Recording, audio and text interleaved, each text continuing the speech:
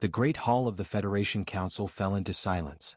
Red emergency lights flashed across the massive crystal dome above, turning its once peaceful glow into a warning signal that pulsed through the air.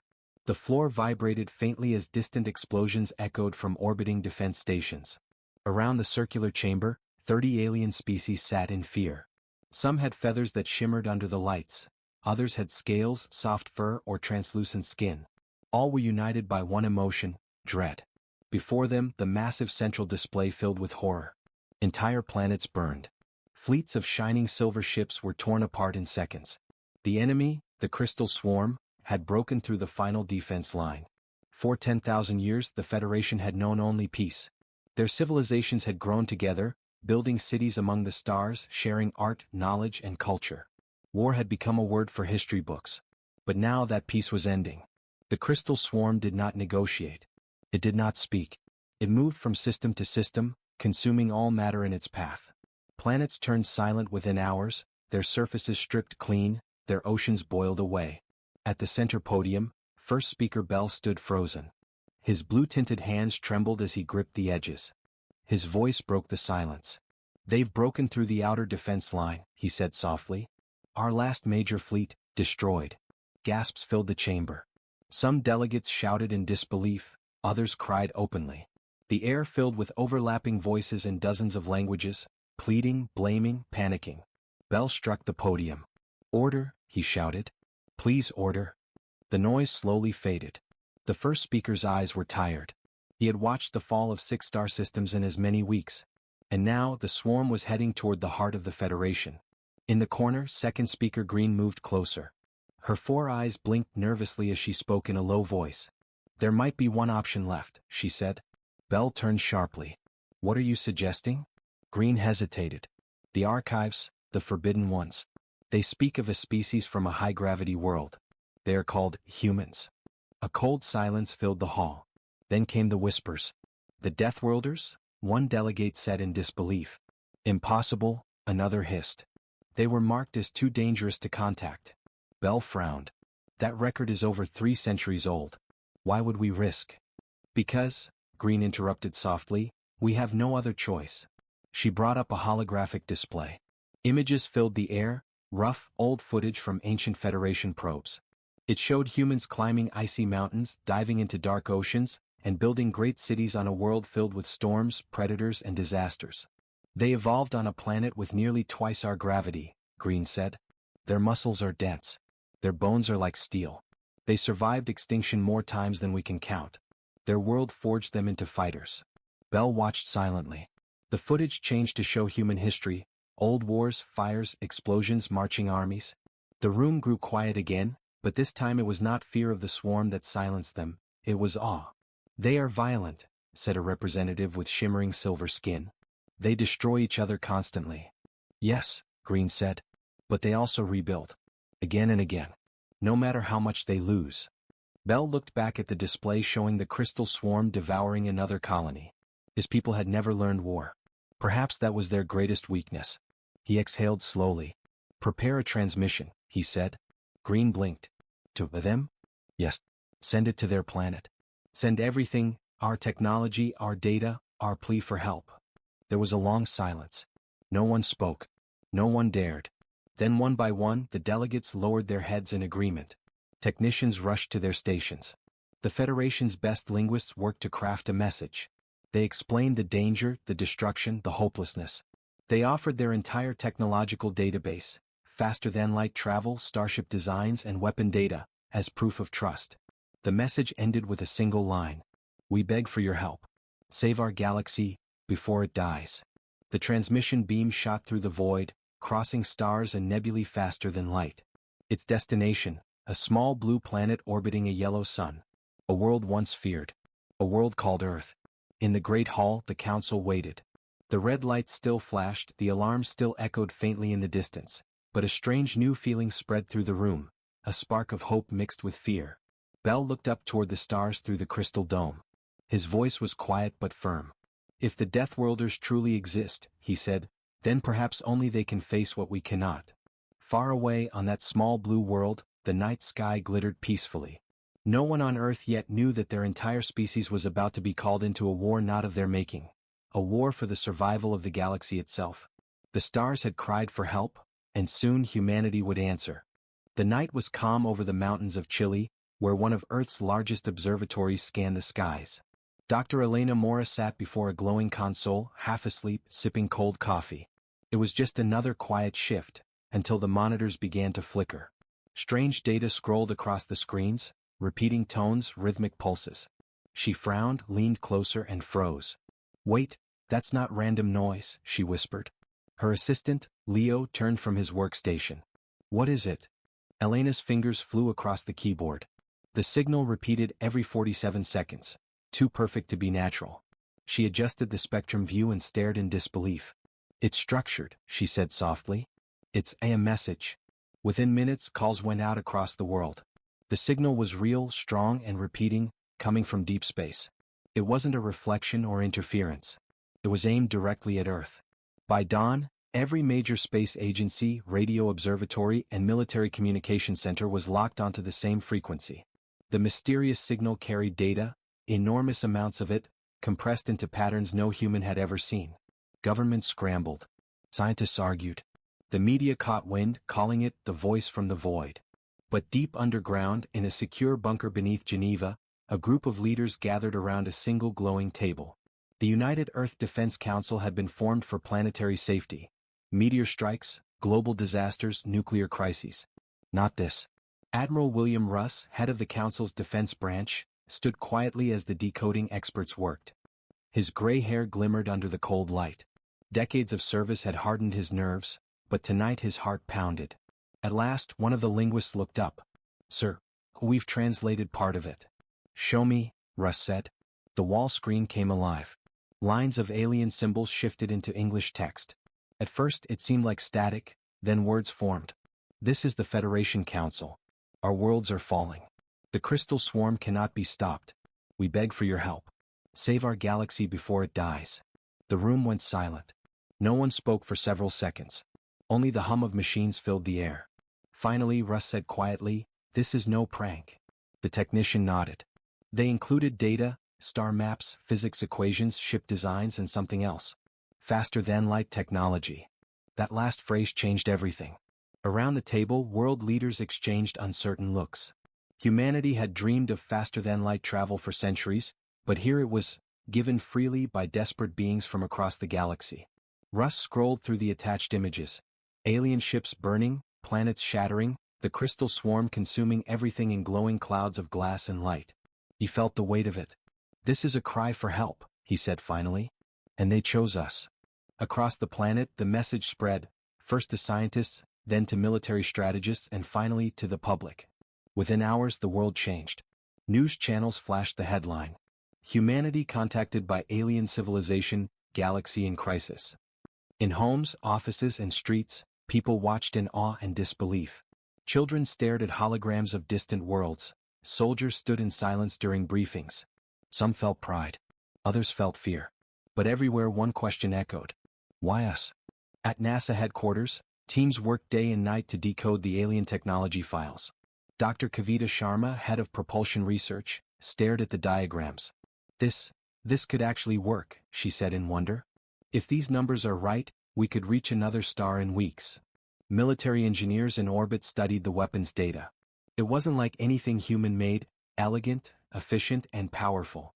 And hidden deep within the files was something more: a map showing the location of the Federation's surviving systems.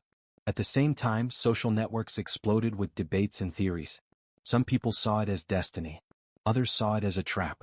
A few whispered about prophecy, that maybe humanity was never alone, and this moment had always been coming. Meanwhile, in the defense bunker, Admiral Russ met with President Hale. "They're begging us for help," Russ said. "Their message says the crystal swarm can't be reasoned with. It just consumes. If they fall, their galaxy becomes a graveyard." Hale leaned back slowly. "And if we go?" Russ's voice was calm but firm. "Then humanity will stand where no one ever has before. We'll fight not for conquest, but for survival. Theirs and maybe someday ours." A long silence followed. Then the president nodded. "Begin preparations." Quietly. "No public announcements yet." Russ saluted. Yes, sir. Days turned into weeks. In orbit, shipyards came alive again. Engineers working non-stop, building new vessels using alien FTL schematics. In secret military hangars, pilots trained for deep space combat. The old nations of Earth set aside their rivalries. For the first time in history, humanity united under one goal: to answer the call. At night, Admiral Russ stood alone on a balcony overlooking the launch complex. Below him, the new starships gleamed under floodlights, symbols of Earth's courage. He held the printed message in his hand, the alien plea still visible. The words had burned into his memory: "Save our galaxy before it dies." He whispered to himself, "They called us Deathworlders once, maybe they were right." Above, the stars shone cold and distant, waiting. And somewhere out there, beyond the dark, an entire galaxy waited for an answer. Word count, 860. Tone, cinematic plus suspenseful. Language, simple, clear English. POV, third-person narration. The sky over Earth burned with silver light. One by one, massive engines roared to life above the oceans. From the orbiting shipyards of Luna, the first fleet of United Earth Command prepared for departure. 12 colossal ships, part human design, part alien technology, hung in formation like floating fortresses. Their black hulls glimmered with blue energy lines, pulsing gently, alive with power. For weeks, humanity had worked day and night. Engineers had cracked the Federation's faster-than-light drive. Scientists had merged alien weapons with human systems. The result was something the galaxy had never seen: Deathworld engineering forged by fear and hope. Admiral William Russ stood on the bridge of the flagship Atlas. Through the reinforced glass, Earth looked small, glowing blue and peaceful below. He felt the weight of every life depending on this mission. Commander Elena Mora entered quietly behind him. "Fleet status, Admiral," she said, handing him a tablet. "All systems green. Cruiser ready. We're just waiting for your order." Russ nodded, his eyes never leaving the stars. "For thousands of years, we looked up wondering if we were alone," he said softly. "Now we know. And they're asking for our help." Elena smiled faintly. "Feels strange, doesn't it? We're the monsters of legend to them." Russ gave a quiet laugh. "Then let's hope the legends were right." At 0400 hours GMT, the command was given. "All ships, initiate jump sequence." The hum of the engines deepened. The stars stretched into lines, then vanished into a blur of light. For the first time in human history, a fleet had left the cradle of Sol and entered another galaxy. Inside the bridge, the lights flickered briefly as space folded around them. The crew held their breath. In the next moment, the view snapped back into clarity, a new star system burning red with dying suns. "Jump complete," the navigator reported. Coordinates matched the Federation distress signal. On the main screen, the scene appeared: ruin. A planet below, half molten, half glass, was covered in glowing fractures. Dozens of shattered alien ships floated silently in orbit. The crystal swarm had been here. Elena whispered, "Dear God?" Sensors came alive. Thousands of small signals moved in the debris, fragments of the swarm feeding on the wreckage. Russ clenched his jaw. "Record everything. Send a probe to the surface." Far from the human ships, hidden in the shadows of broken moons, the survivors of the Federation watched in disbelief. On board the Seraphine, First Speaker Bell stared at the approaching human fleet. The ships were nothing like the elegant, curved designs of Federation craft. They were rough, armored, angular, built for war. "Are those Deathworlder ships?" one of his aides whispered. Bell's voice trembled. "Yes, they came." He felt hope stir for the first time in months. A transmission flickered through space. The image of Admiral Russ appeared on Bell's display, the first moment of contact between humanity and the Federation. "This is Admiral William Russ of United Earth Command," he said firmly. "We received your distress call. We're here to help." For a second, Bell couldn't speak. He expected a savage beast from the archives, not this calm, steady human with tired eyes and a voice like iron. "Admiral Russ," Bell said finally, we did not think you would answer." Russ nodded. "Neither did we." Moments later, human and Federation ships linked communication grids. Engineers and scientists worked side by side, translating data. What they saw made even the most experienced officers shudder. The crystal swarm wasn't a simple enemy. It was a living machine collective, spreading from system to system, turning matter into more of itself. Its intelligence was decentralized, a hive mind built from crystalline computation. Every destroyed swarm ship only made the rest smarter. "Any weakness?" Russ asked. Bell hesitated. Heat slows them but not for long. Energy weapons scatter across their shells. Russ frowned. Then we'll try something different. He turned to Elena. Prepare kinetic weapons. Railguns, nukes, everything we've got. Let's see if we can break their crystals the old-fashioned way. Hours later, the human fleet moved into formation. From the planet's orbit, the swarm noticed the newcomers. Like a glittering storm, thousands of shard-like drones rose from the surface, moving toward them. Elena's voice was tense. Incoming contacts. Hundreds? No, thousands. Russ gripped the command rail. Lock targets. Fire at will. The void exploded with light. Human railguns roared, streams of tungsten slugs ripping through the swarm's ranks. Nuclear torpedoes detonated like miniature suns, vaporizing hundreds of crystalline drones. For a moment, the Federation crews watching from a distance were speechless. They had never seen such violence, such raw precision. The Deathworlders fought like predators unleashed. But the swarm adapted fast. Their formations shifted, refracting energy, hardening their shells. They struck back. Lances of white plasma tore across the human fleet, ripping chunks of armor. Shields at 70%, shouted an officer. Maintain fire. Russ ordered. Another barrage followed. Missiles streaked through the void. Explosions lit the darkness. One human destroyer, Valiant, was hit, her side torn open. But even crippled, she rammed into a swarm cluster, detonating her core reactor. The blast shattered 100 enemies. In the command ship Seraphine, Bell and his council watched in awe. Impossible, whispered Green. They're matching the swarm blow for blow. Bell's voice was full of wonder. No, they're learning faster than the swarm. He turned to his crew. Transmit our support ships to assist. The Deathworlders must not fall. After 2 long hours, the battle began to shift.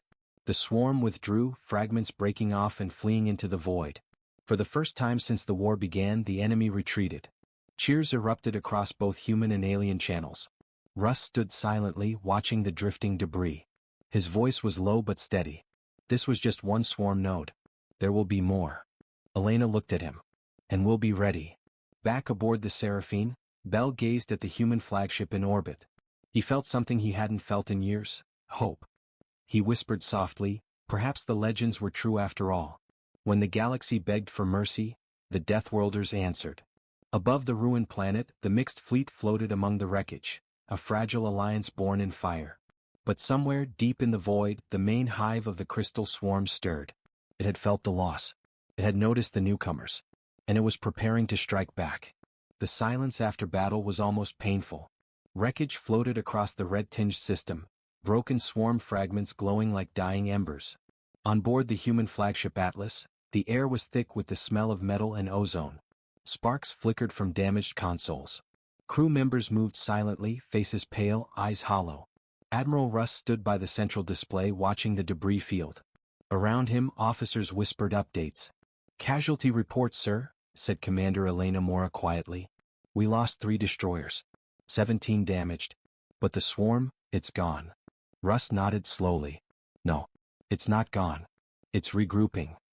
He looked at the wreckage, shards of the crystal swarm drifting silently in the darkness. Even broken, they glimmered faintly, still alive somehow. Recover some fragments, he ordered. I want to know what we're really fighting. Hours later, deep within the Atlas's research deck, scientists worked behind sealed glass. Robotic arms handled the crystalline remains, scanning every surface. Dr. Kavita Sharma, Chief Science Officer, leaned close to one fragment. Inside its translucent shell, faint light pulsed like a heartbeat.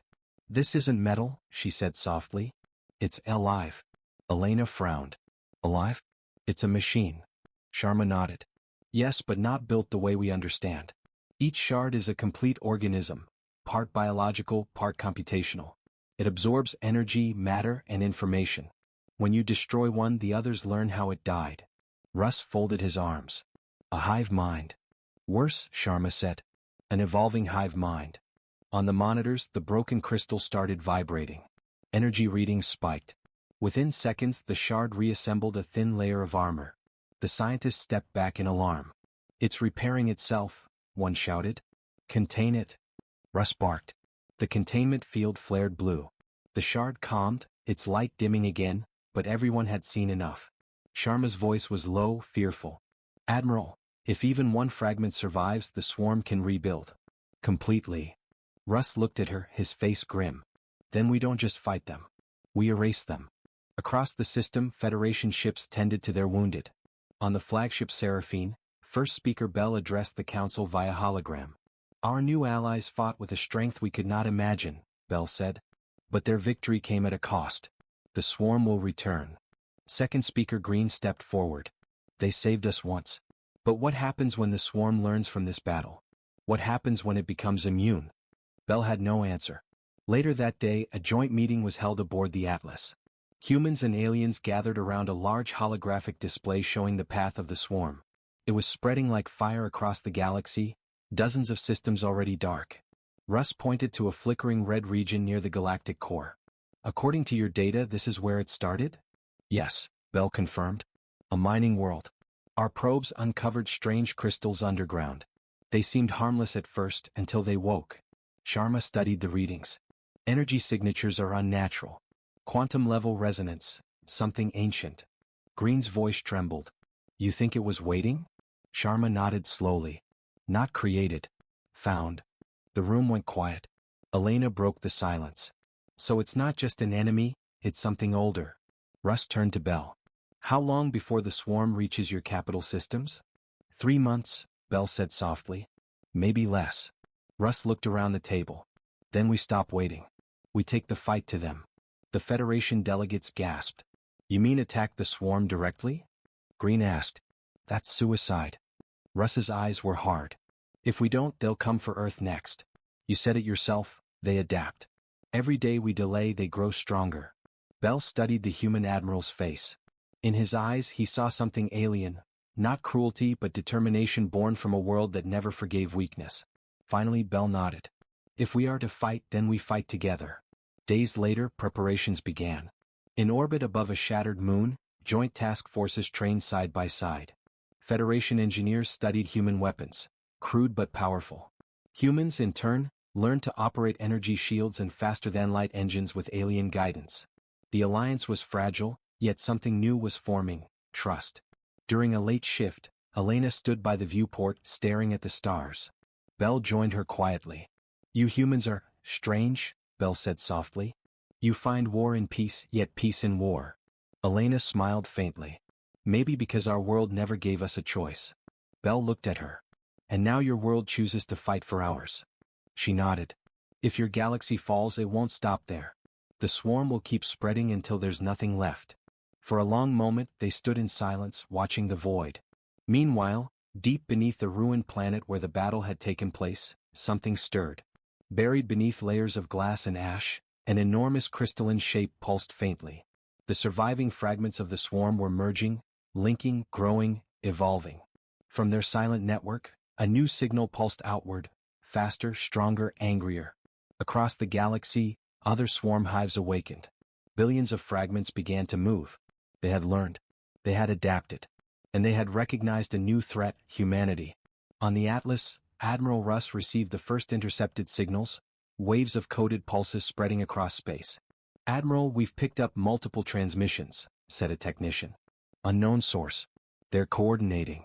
Russ stared at the readings. The scale was staggering, hundreds of thousands of contacts. Elena turned pale. They're preparing for war. Russ nodded slowly. Then so are we. He looked out at the stars. The faint blue curve of Earth was long gone, but he could still feel its pull, the weight of everything he was fighting for. His voice was quiet, but every soul on the bridge could hear him. Tell the Federation. Tell every world that still breathes. This isn't the end of a war. He turned back to the screen, where a massive wave of red lights, swarm signatures, spread like blood across the void. It's the beginning of one.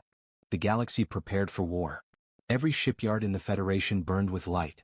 For the first time in 10,000 years, peace was no longer a symbol of pride. It was a weakness. The council halls that once echoed with diplomacy now thundered with the sound of war plans. And at the center of it all, the humans, the newcomers, the Deathworlders, worked like fire. Admiral Russ stood before a massive holographic map inside the command chamber of the Atlas. Thousands of markers glowed red, each one a swarm signal. The map looked like a wound bleeding across the stars. Commander Elena Mora entered, holding a data pad. Sir, fleet readiness is at 67%. The Federation fleets are slower than expected. Too much protocol, too many arguments. Russ gave a grim smile. Let them argue. We'll fight. Down in the hangar bays, humans and aliens trained side by side. The air was thick with sweat, metal, and the sharp ozone scent of plasma drills. Federation soldiers wore shimmering armor, elegant and light. Humans wore dark exosuits, heavier, scarred, built for brutality. A Federation captain watched in quiet awe as a human marine used a gravity launcher to fire an explosive charge at a practice drone. The explosion shook the bay. Your weapons are primitive, the alien said softly, but very effective. The marine smiled through his helmet visor. That's the idea. In orbit above, the joint fleet began to take shape. Hundreds of ships, Federation cruisers gleaming like silver birds, human destroyers black and angular like blades. Together they formed a crescent around a massive carrier, the Aegis Dawn, a joint command ship built with both human steel and alien crystal. Dr. Sharma stood on the bridge beside Russ, reviewing data from the captured swarm fragments. Admiral, she said, I found something.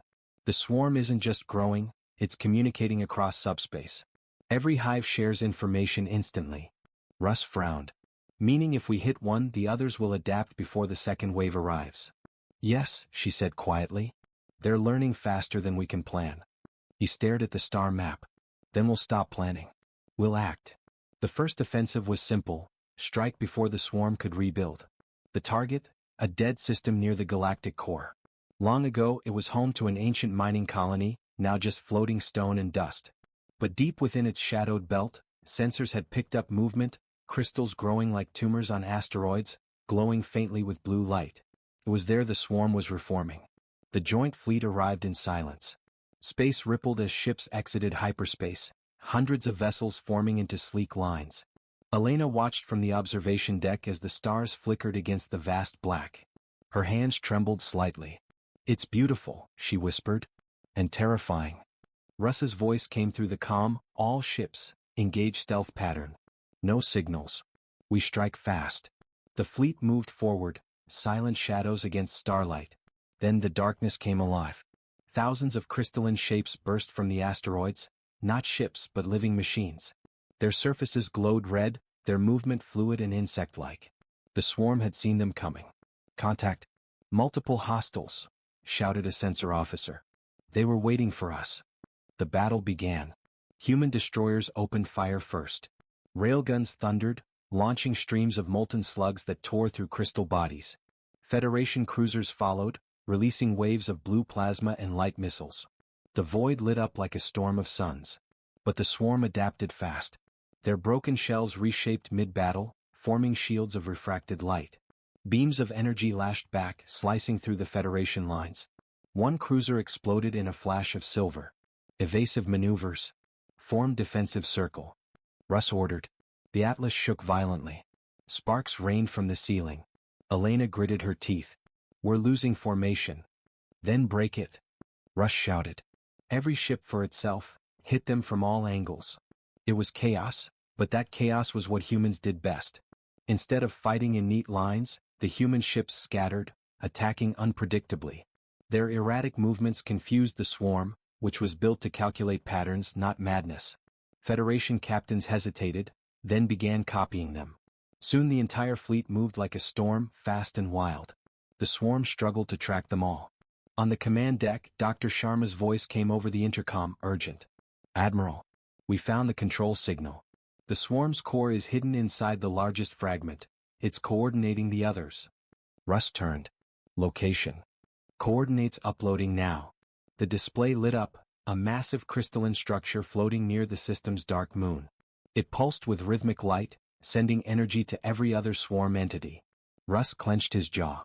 If we destroy that, we break the hive. He looked to Elena. Ready the Atlas's main cannon. Sir, that will drain our power reserves. Do it. As the battle raged, the Atlas turned toward the glowing core. The main cannon charged, blue light building along its spine. The swarm sensed the threat and converged, thousands of shards racing to stop them.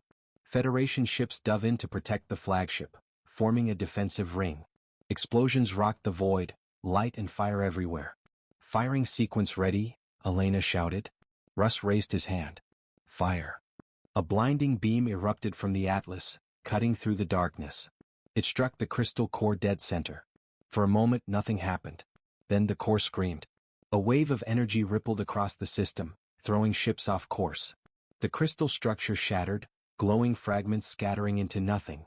The swarm ships froze, their lights flickering. One by one they went dark. The battle was over. Silence filled the bridge.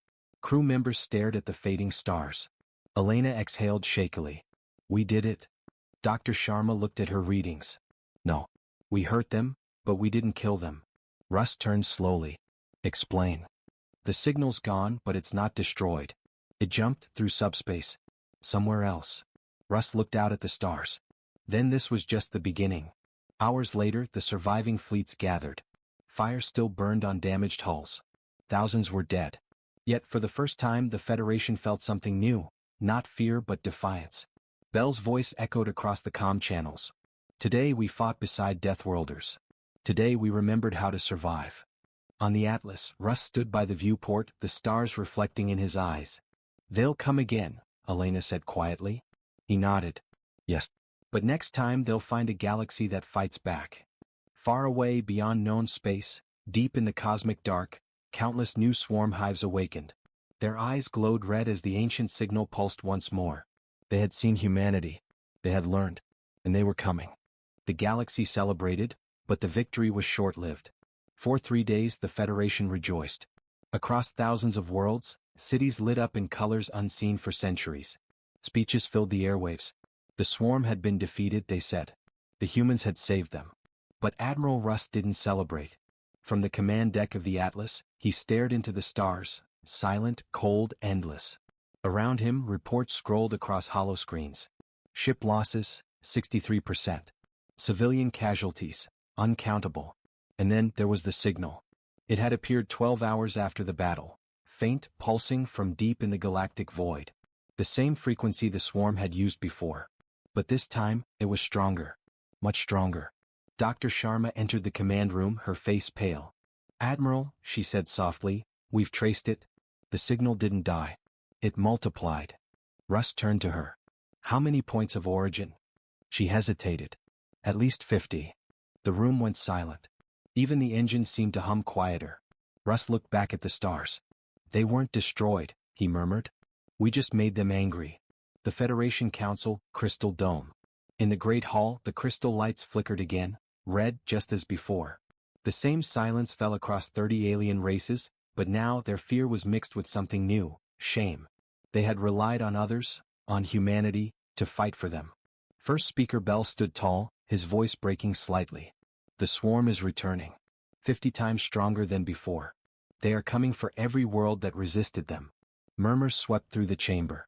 One delegate shouted, we can't fight another wave. Our fleets are broken. Another cried, we must surrender. Negotiate.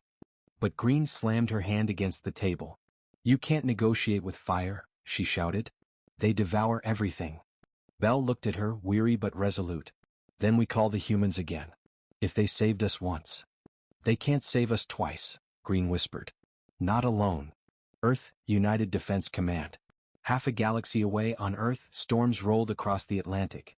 The skies glowed faintly red, not from sunset, but from the hundreds of launch engines lifting into orbit.